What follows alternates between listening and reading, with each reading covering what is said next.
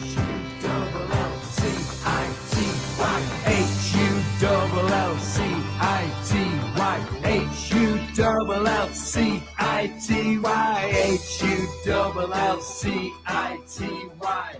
That's all we need. Hello and welcome to another edition of The Tigers Down Under. I'm your host, Alex, and with me I have Dan. Hopefully staying dry up there, Dan. How are you? Yeah, look, I'm doing my best. It's been a bit wild for the last few days. Reminiscent of the British weather recently. Yeah.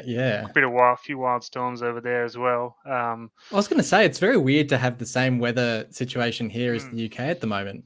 Yeah, normally it's cold there and very, very hot here. But... Yeah, that's right. Well, hopefully, yeah.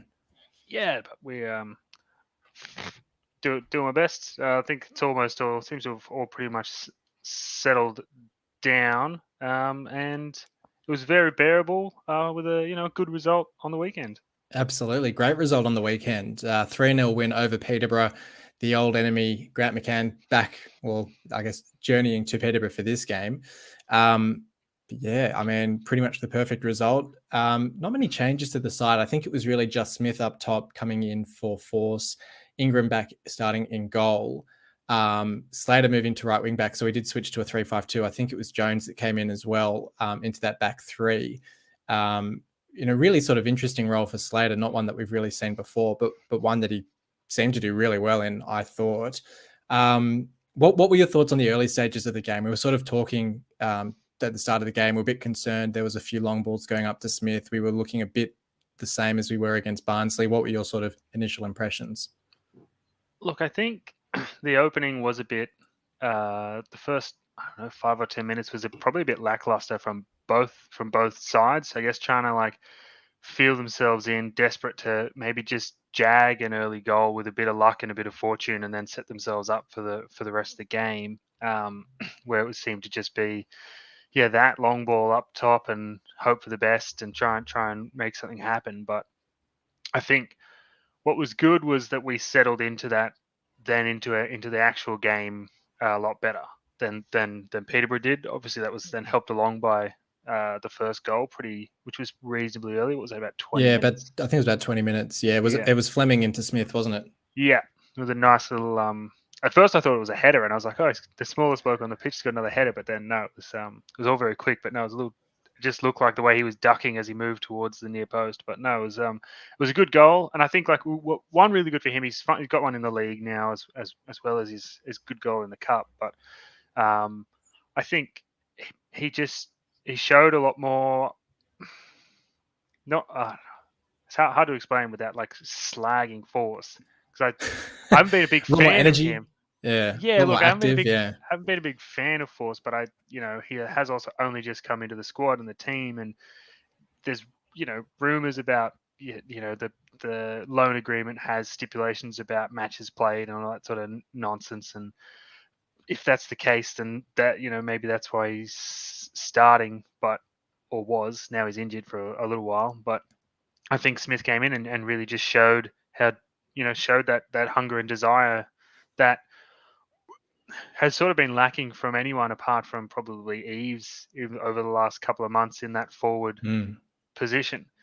I still think he lacks that little bit of the physicality that someone like Tom Eves would give us, where he can actually bring other players into the game a little bit more.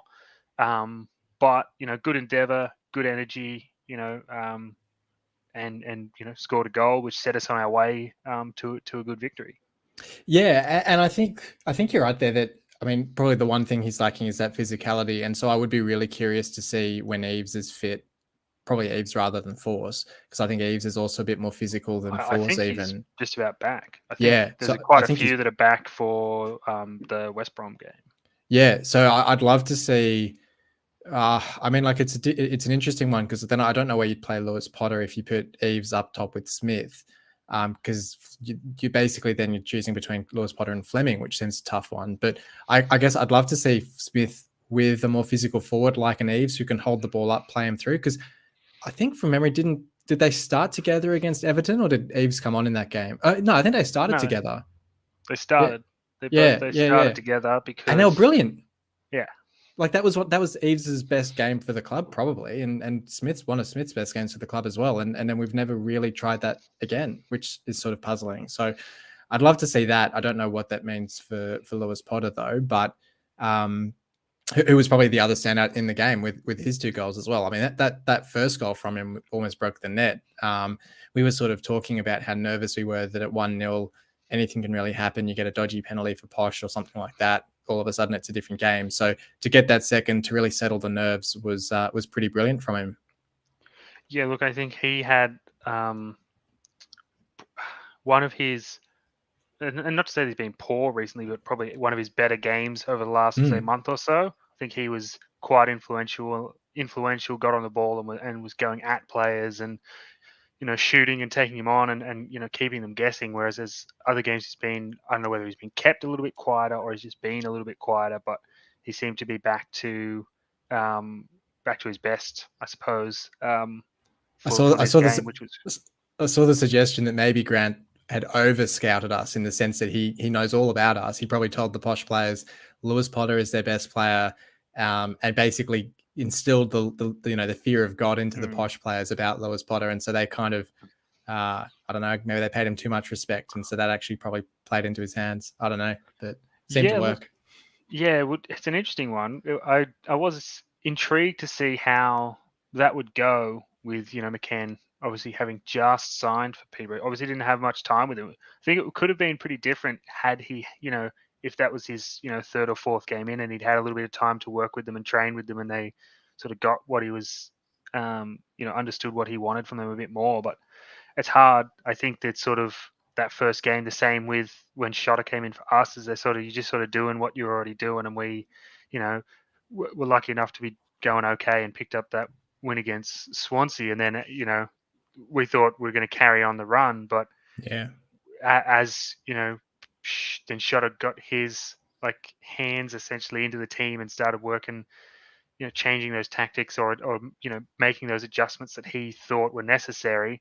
Then it took a little while for the players to understand again what was expected, and I think the same thing will happen at Peterborough. I think. I don't want to talk too much about them. I don't think there's enough time for him to save them this year.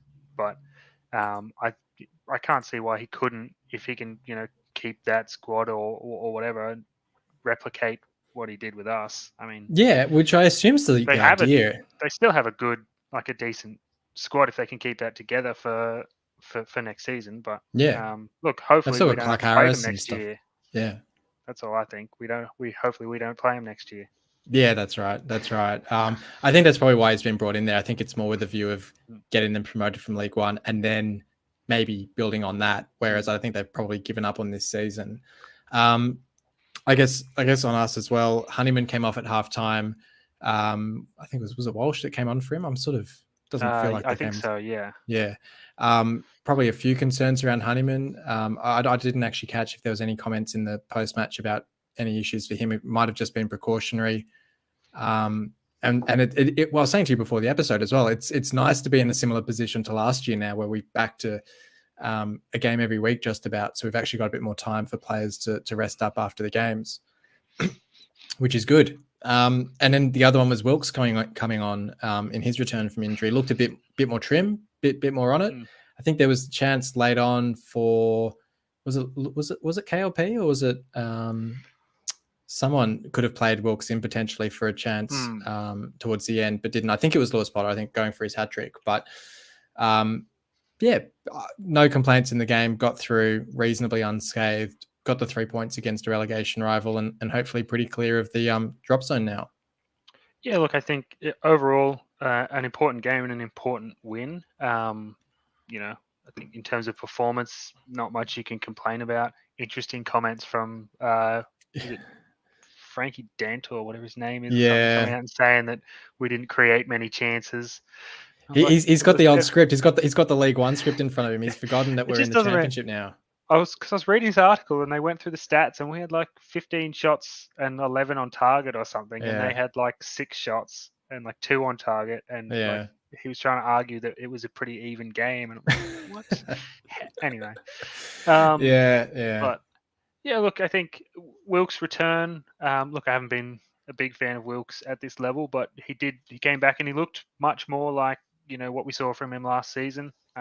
Seemed, as you say, a bit fitter, a bit trimmer, and a little bit more dynamic. He's looked quite like slow and apathetic towards some football at times this season. So maybe that was just a case because I think he was injured in preseason was as well, That's wasn't right. Yeah. he? And then and we sort of Yeah. questioned about whether he ever really got to full fitness. So maybe that's just the Yeah, case. He that's never right. really quite got there, and now he's had a long break and built his fitness up properly, and he could be very important in the run in. I think it's another good another level of competition for places within that forward line, which is always good. Yeah, I was just going to say, He I mean, considering how little options we had coming Mm, into this Posh game, to get some back mm. is great. Yeah, and I think he also, gives another option for something very different again as a number 9 as well. We've Yep. seen him play through the middle, so if Smith or Eves isn't working or whatever, you've got someone who's probably somewhere in the middle of those two players. He's big and strong, but quite technically gifted as well. So, and a little bit of speed when required. So No, definitely. you sort of get the whole spectrum there and across that. But yeah, looking forward to the next few weeks in the run in to safety. It's gonna be very interesting. We'll talk that West Brom game in a second. First of all, I'll grab your MVP votes for this game. Look, it's going to be hard to go past 2-goal haul, and influential throughout the game, and so I'm going to go 3 points to KLP. I'll give 2 points to Smith for nabbing his goal, which set us on our way, and I'll give one to Regan Slater. I thought he actually was really, really good in as we said earlier, an unfamiliar position. Yeah, great chat on Slater. And actually, I meant to bring him up before we went into the MVP votes. But yeah, playing at right wing back. I mean, hearing that in the lead up to the game, I thought, I don't know about this. Is this Shotter sort of putting square pegs in round holes? Is this, another case of trying to be a bit cute with the formation and it not really working? But he was excellent there. And I think he's really making a name for himself as someone who can sort of like, in a way, I guess, sort of like Irvine used to be for us, where you could almost throw him on in just about any position and know that I don't want to say it as a disservice. You get like an 8 out of 10 performance consistently. Yeah. You might not necessarily get a 10 out of 10. And I think, to be fair with Slater, sometimes you do, but you'll always get at least an 8 out of 10, pretty much regardless of where you ask him to play. Yeah, and I think that's a credit to him as an individual, as an athlete. His mindset towards like the team and the job that he has to do. He's not concerned about playing in position X or scoring goals or whatever. He just wants to help the team is what it looks like, and that willingness is going to take him a long way. No, that's right. And yeah, look, similar votes from me. I went 3 votes for KLP for the 2 goals. I gave 2 votes to Slater for that performance. I thought he was fantastic at right wing back. I gave 1 vote to Greaves as well. I thought he had a really terrific game at centre back as well. But it was one of those games you can't really fault anyone. I thought everyone was really fantastic. 3-0 win, barely challenged in goal as well. So a really convincing display all around. Cool. Okay, well, there's not a whole lot of off-field news to talk about this week, but I thought we'd throw some in just because we don't have a whole lot of games to review or preview. And we did have an article during the week about our transfer activity in the off season, sort of in line with what we've been hearing both in the build up to the takeover and then in January about budget in the summer being quite big, transforming us from having one of the smallest budgets in the league to challenging for the top 6. I will be interested to see what happens. So I think it's very easy to say we're going to go from, fighting relegation to fighting for promotion, but actually actioning it, turning over the squad, bringing in the caliber of players that we need in one summer feels like a tall order. The sort of discussion around we're going to have this budget for a striker, we're going to look for a Steph Curry sort, which I thought was a really funny sort of analogy, as Jun is clearly a big basketball fan, but sort of talking about finding a striker who can have a high rate of conversion on his shots I guess he's a bit frustrated watching our games when you look at Force and Eves and others who don't score a lot of goals quite consistently. But again, I think that's something that's a lot easier said than done. So I guess we'll see what happens. But what are your sort of thoughts overall heading into this summer in terms of where you see this squad at the moment and where you think we could end up at the end of the window in terms of actually managing to mount a challenge? Look, I think obviously the other point in that equation is like the FFP stuff. Like how much can he actually spend before incurring the wrath of the FA, essentially? But well, I think we're okay only because I don't know. It depends if we make a loss this year. I think, but I think because it's tested over 3 years and we made profits the last couple of years with like all our player sales, I think technically this season's a free hit. So in the sense, we could spend like, we're not going to, but we could spend like 100 million, I think. And it would only be that in the third year, we would then have to make a massive profit to basically come back to break even. So we're not going to do that, but I think we're essentially okay for this season. I guess in answer to the question, I would be looking, it's probably much the same response I've probably had for the whole year, which is like that spine. I reckon, honestly, if you re-sign those that want to, those that you know that show that they're keen to stay, and probably if you could, if you get Baxter on a permanent deal, I think that'd be one real good piece of business, similar to how Longman's went down. If you got Baxter on a permanent, that'd be sensational, and probably wouldn't really cost us that much. No. As one of 18 keepers that Chelsea's got out on loan or something ridiculous. And I'll be interested as well, especially with Baxter, because they're changing the rules on loan agreements and the fact I think they're trying to stop all those loan armies. I do actually wonder if they might be a bit easier or more willing to sell him. Yeah, it's going to be interesting with those changes to those rules about how many players you can have on loan and all that sort of stuff. So that will be interesting. Hopefully it just makes it easier for us to acquire him for not a lot of money, because that'd be good. I think otherwise it's that same, like a good quality centre half again. Yeah. Someone, I don't even know who. I just think of like some of the guys that we've had, like even when we were in the Premier League, we had Ranocchia for half a season. Yeah. And you're like, we've had some, some quality guys that have, he's now he's playing at Inter. Is it Inter? I think. Yeah, he's still playing at Inter, which I find remarkable. Like he like couldn't get a look in. Yeah. He came to us. They signed Trent Sainsbury for 6 months or something, and then that's right. I forgot about that. and then Ranocchia went back, and then he pretty much like almost went straight back into straight into the first team. I think the following season, and he's pretty much never looked back, which was. Well, maybe we can put a call into Stoke and get Harry Suter once he's back from his ACL. We'll bring him in. Look, I wouldn't necessarily oppose that, but I think that still puts us in the same position of having a lot of really good young centre backs. But I think just a really good experienced head, doesn't like. I don't know, just someone who's got a couple of years. I reckon someone around that like 28 to 30-year-old mark, who's had a good career. He's played a couple of 100 games or whatever 8 years gets you up to, probably close to 300 or something if you played every game. Almost it'd be 350 or something, I guess. Someone who's played at a decent level. Who did I see recently that was a free agent? Was it West Ham? Winston Reid. Oh yeah. Yeah, who became a free agent. So is he a free agent at the moment? I think so. I think he's a free agent, or he's out of contract or something in the summer. Right. Yeah, I was just having a look. So he left.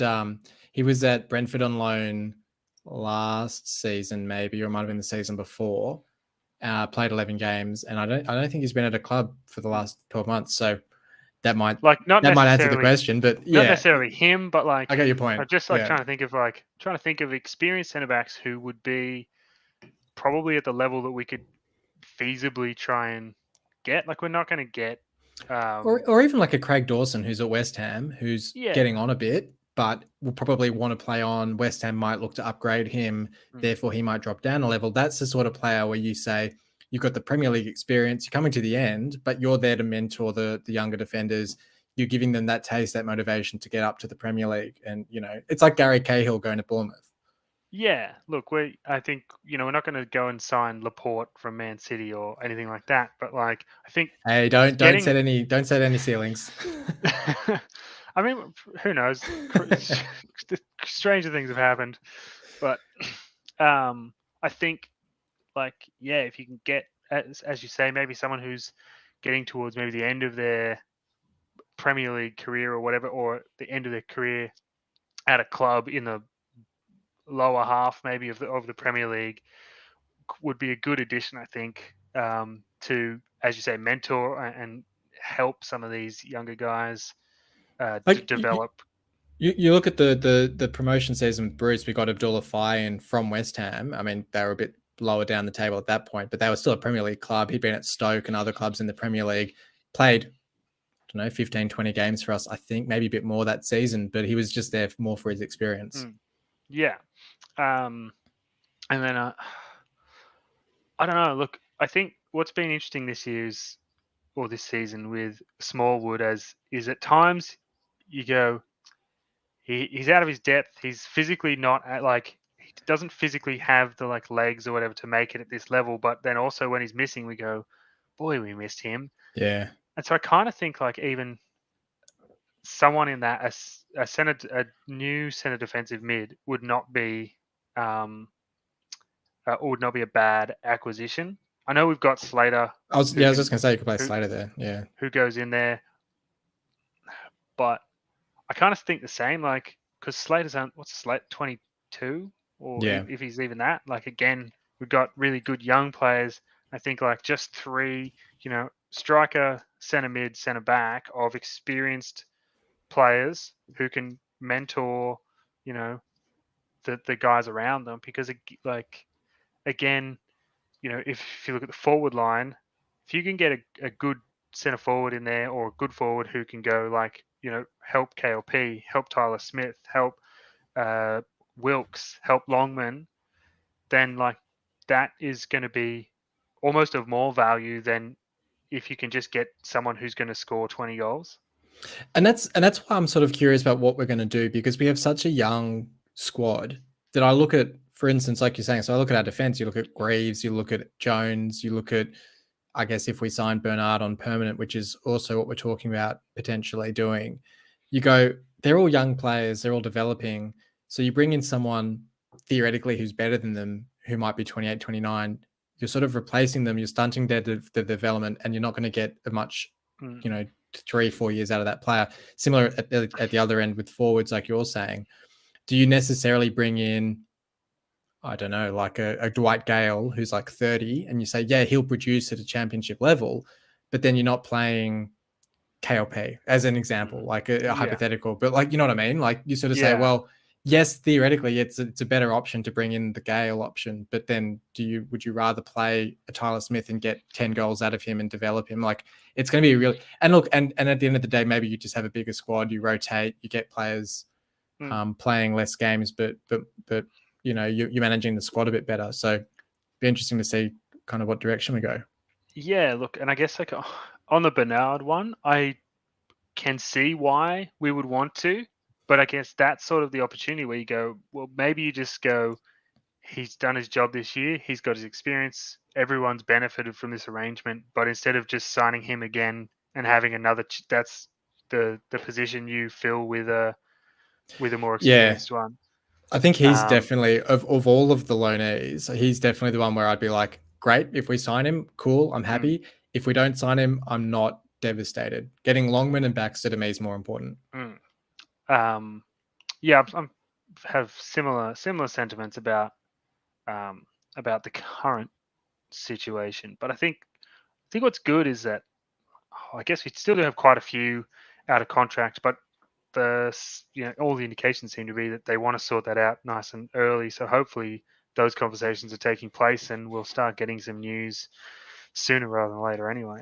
Yeah, I'm hoping, especially with this win against Posh, I'm hoping that now that there's a bit more confidence about the fact that we'll stay up, maybe it will take another win or two. But maybe now that we've got that confidence, we'll start to see those re-signings, because maybe from both sides, players and club, were waiting to see where we'd be next season. Because I'm sure someone like Honeyman doesn't want to sign a, I don't know, 4-year deal or something, if that's going to mean next season is in the League One and doesn't know where he'll be after that. So knowing that we're going to stay up might help sway a lot of the players in making a decision on contracts in front of them already, potentially.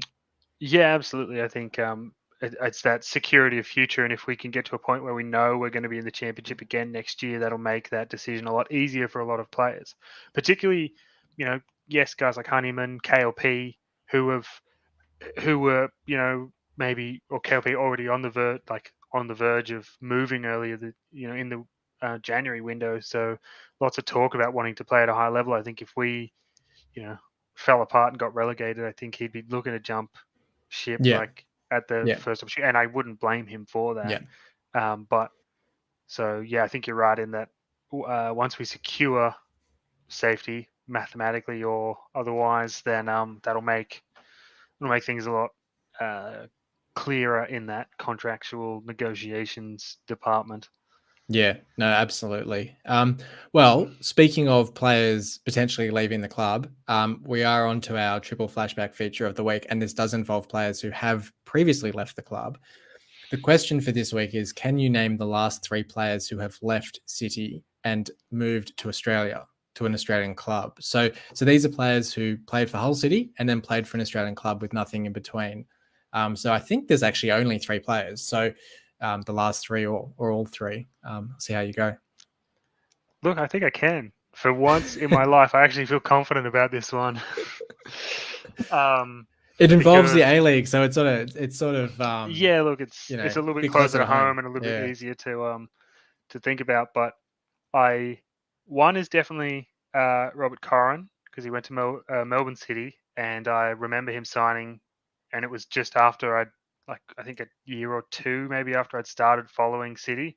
Yeah, it was just after the 13-14 season, I think. Yeah, so I think it was quite close to the start of my relationship with him. So his name was actually very familiar to me at the time.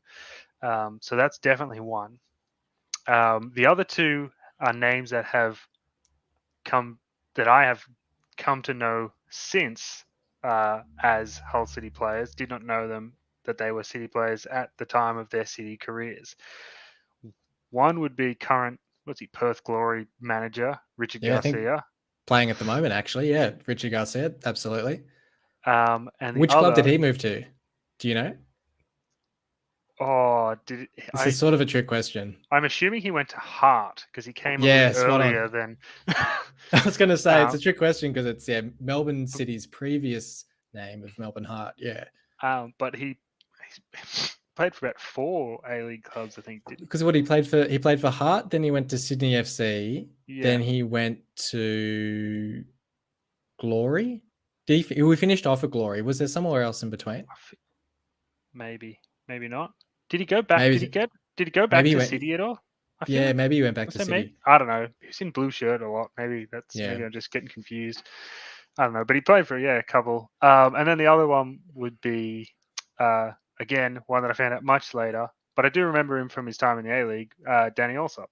Yeah, spot on. And of course went to Melbourne Victory on 2 spells, which I discovered today when I was looking him up. I forgot he came back for a season in 2011, 2012. But yeah, obviously from the League One days with City, linking up with Ben Burgess, I think it was, in our forward line. But yeah, he of the 3 was the one that I knew from the A-League first of all, and then was like, oh, didn't realize he played for City, but there you go.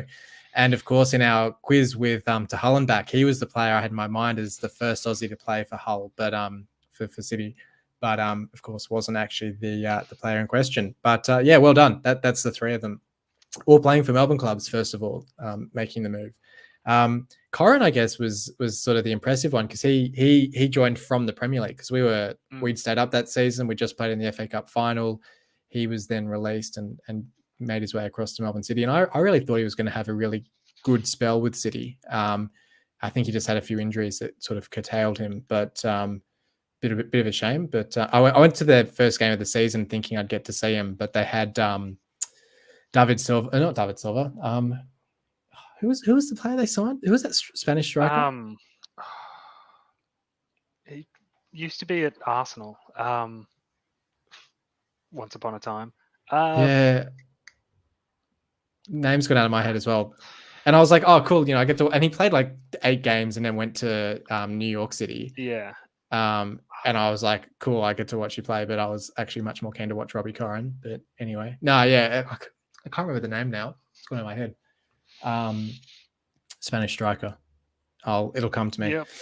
Anyway, let's move on. We'll talk West Brom, which actually will be the second time we've previewed West Brom. Brad and I previewed it last week before I realized this was not a midweek game. I've just been so accustomed to midweek City fixtures the last month or so.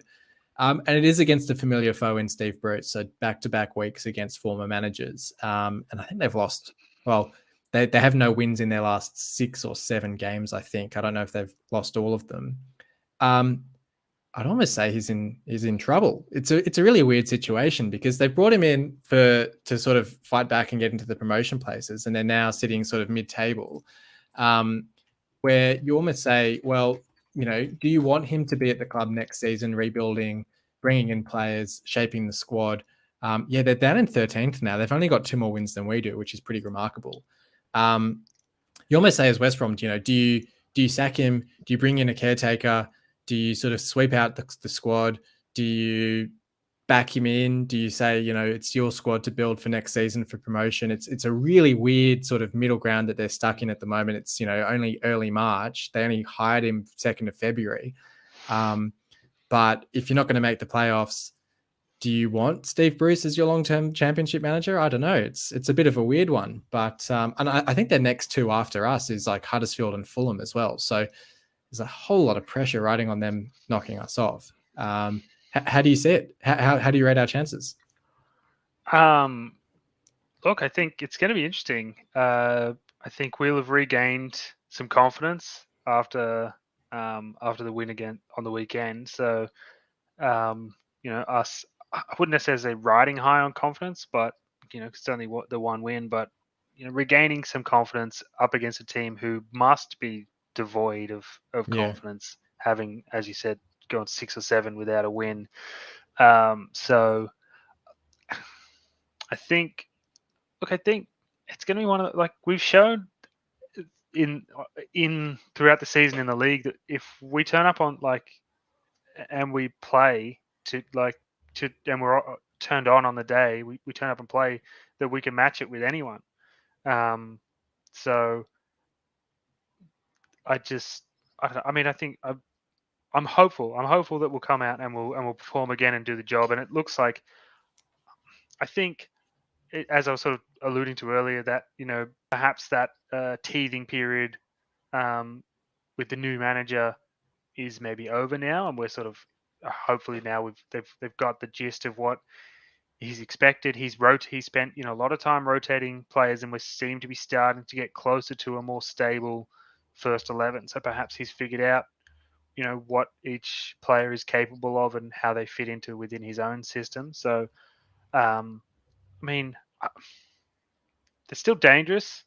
I would say I would like to say that I'm confident, but I'm not I don't know. I think we'll get at least a point, and I'm hopeful for 3.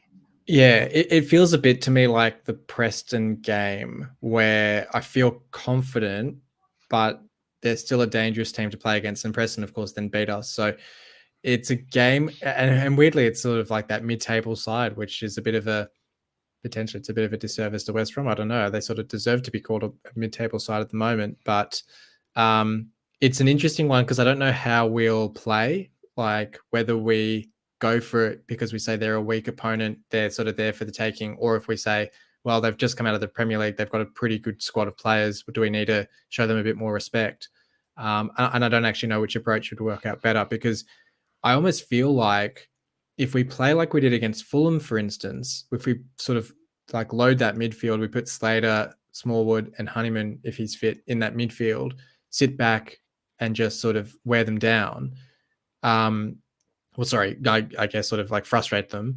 I almost actually feel like that works better because there's so much pressure on them to get a result, and there's so much sort of stress or pressure on that squad that the longer it stays 0-0, the more I feel like we're a chance of then being able to break it open in the second half and really kind of pick them to pieces. Whereas if we go for it early and they get an early goal, that could change the whole dynamic. Yeah. I was just trying to think about. I thought the reverse was a 1-0, and Yeah.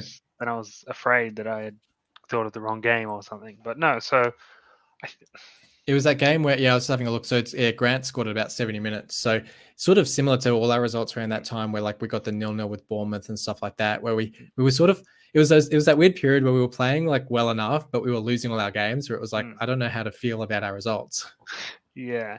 I think, I don't know. Like, because I would like them.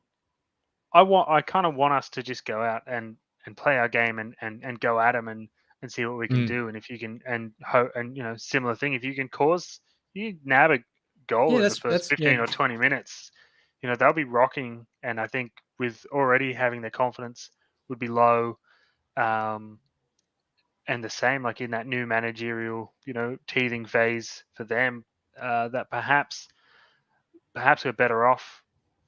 I think perhaps if we sit back and we try and load the midfield and just ride our luck and wear them down and then try and play on the counter, I think we're giving them maybe not that they don't deserve respect, but maybe more respect than they deserve at the minute. When I think I kind of tend to think that we should just go out sort of like we did from about the 12th minute onwards against Posh and just like play football and take them on and hope for the best. I mean, what I reckon, the best defense is a good offense. Yeah.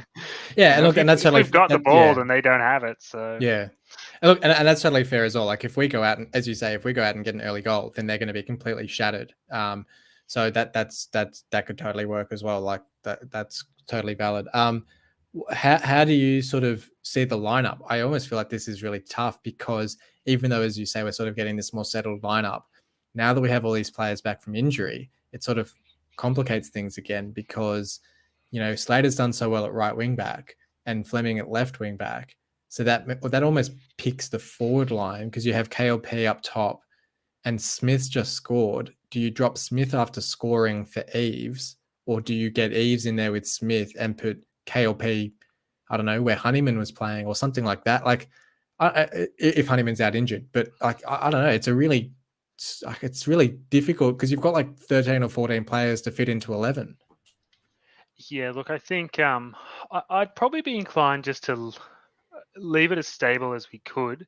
I think, it's not like we have a short turnaround. There's not really any real reason to rotate.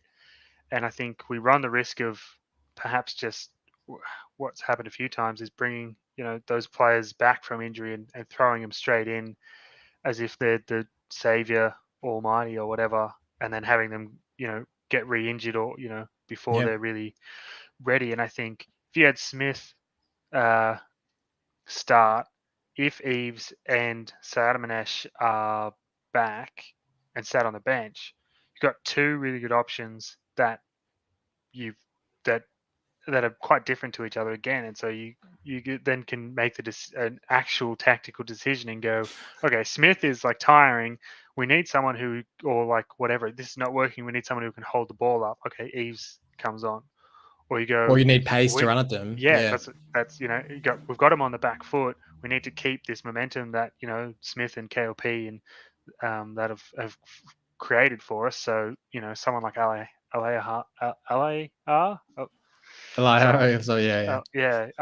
would be could be a good option.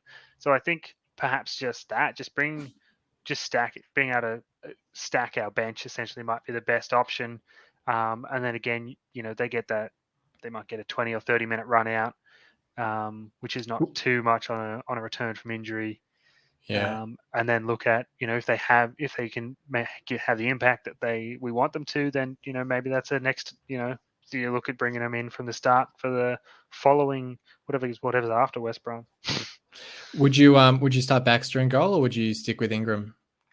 Sort of, I guess, similar like Ingram just kept a clean sheet. Maybe you just stick with him. We've got Yeah, Birmingham look, the game after, so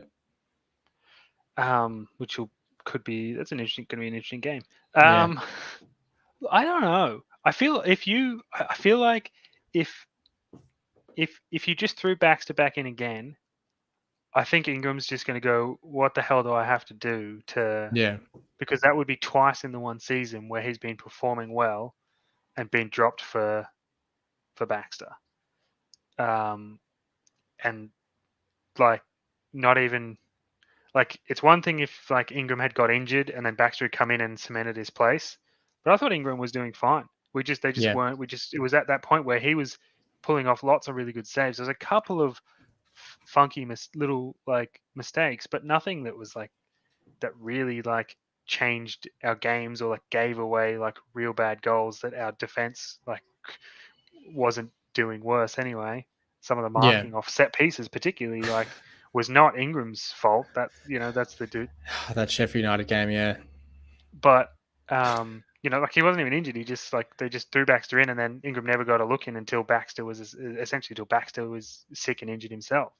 yeah. So I think if that happened again, I reckon you'd probably almost end Ingram's City career. I think he'd just want to leave. That's a fair point. Yeah, Because he's rode the pine behind who was the other who we had before. long. Yeah, that's behind him. Got his chance last year. Played sensational. Started off the season really well. I thought was in very good form for essentially in a losing side for most of that, and then was dropped, which then coincided with some wins. But I don't necessarily like it. It's hard. Hard to say like we suddenly started winning because we changed the goalkeeper. Maybe a difficult question to answer then, because it's just popped into my mind. Would you sell Ingram in the summer and rely on Cartwright as the number 2 behind Baxter? Given, I mean, we've only seen a game and a half out of Cartwright look pretty good. Maybe you don't necessarily want to rely on him for half a season if Baxter was injured again. But now that we sort of have potentially 3 keepers who are all reasonably good, would you look at selling Ingram if we got Baxter in? It's a tough question. It is a tough question. I think at this stage, like if we're looking to be pushing towards the top end of the championship, and I know, we've got squad limits and whatnot, but Cartwright's still young. He probably doesn't even really come into those caps anyway. I think it's like 18 or 19, yeah. I think it's probably a bit soon. I think if you really want to challenge, and you need top play, you need like top experienced players, and it's not that Cartwright doesn't look like a quality goalkeeper, but you run the risk, I guess, of at the moment Ingram and Baxter for all of this season have been pushing, because they're both so capable and quality, have been pushing each other essentially the whole time, and so I think that's one of the main reasons we've had such consistently good goalkeeping performances, apart from maybe one or two off days throughout the season. But I think for the most part, both goalkeepers have performed really, really well. I think part of that is that competition for places. They've both been, pushing each other to perform at their best, because they know if they have, if it's a couple of off games in a row, they may very well find themselves, on the bench again. So I was just thinking because of your comment about it would end Ingram's career essentially if we dropped him for Baxter, which I think is a really fair comment.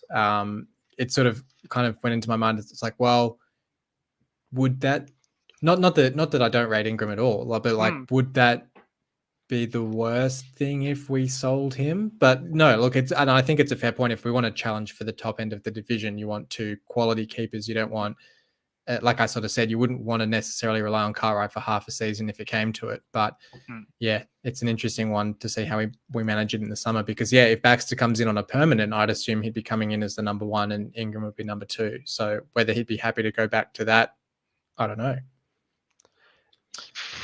It'd be interesting. Do you have a score prediction for this game? I'm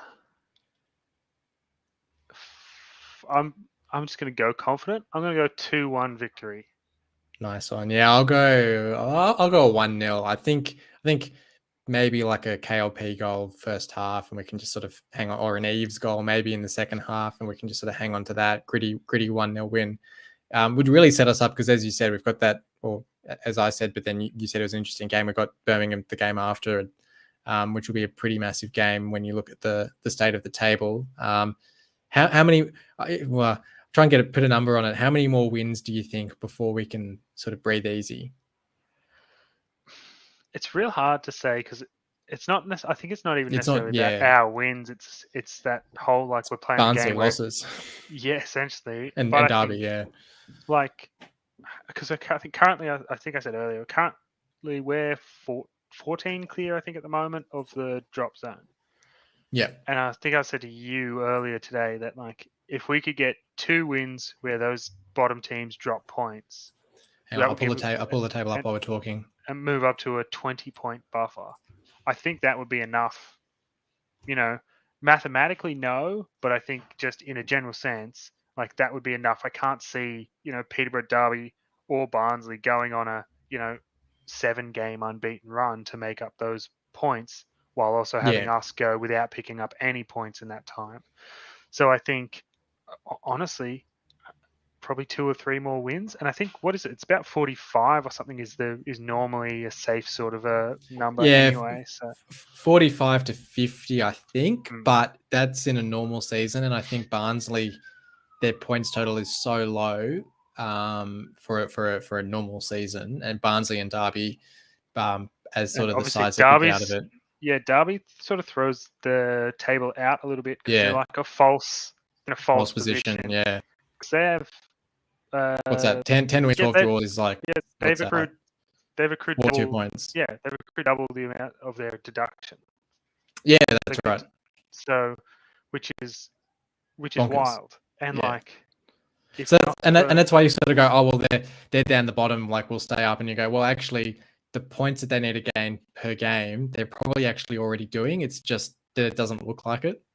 Yeah, because they would be ahead of us if. Yeah, be that's about right. 16th, I think, if not for that points deduction. But you also have to think, so there's 11 games left, so 33 points available, and they're 16 points behind us.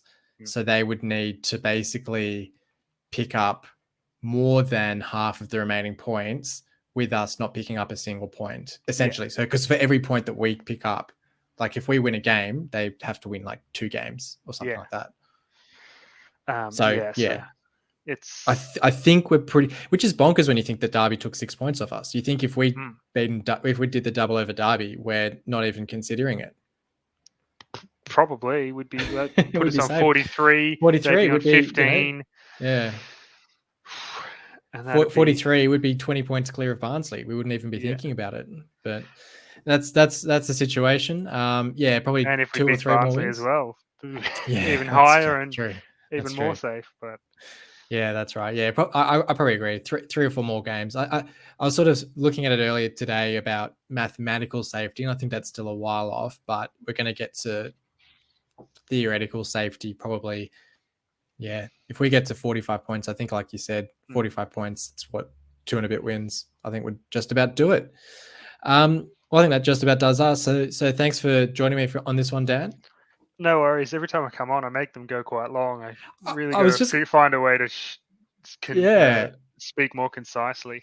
I was going to say, I thought this was going to be a really quick one, but I think it was that transfer talk. We ended up talking for quite a bit for that, and it's actually ended up being quite a long episode. But no, it was a good one. So thank you for joining me, and thank you everyone for listening in to another episode of the Tigers Down Under. If you like what you're listening to, do hit like, subscribe to the channel, share the videos around. Leave us a comment what you think about the season so far on the win against Peterborough as well. But otherwise, join us back here next week for another episode. So until then, come on, City.